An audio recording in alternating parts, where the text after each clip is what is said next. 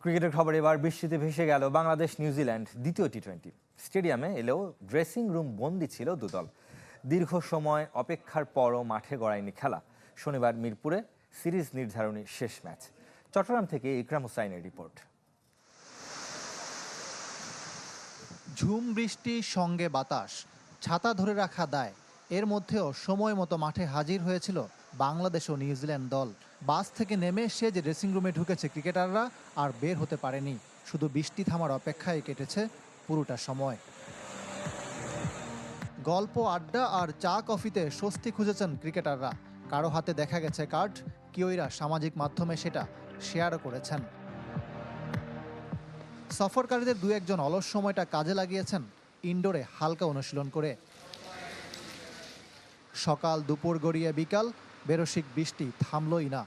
যা হবার তাই হলো, কোনো বল মাঠে না গড়িয়ে ভেসে গেল দ্বিতীয় টি-20। বন্দরনগরীতে প্রথম ম্যাচ জেতার মোমেন্টাম কাজে লাগানোর সুযোগটাই মিলল না টাইগারদের।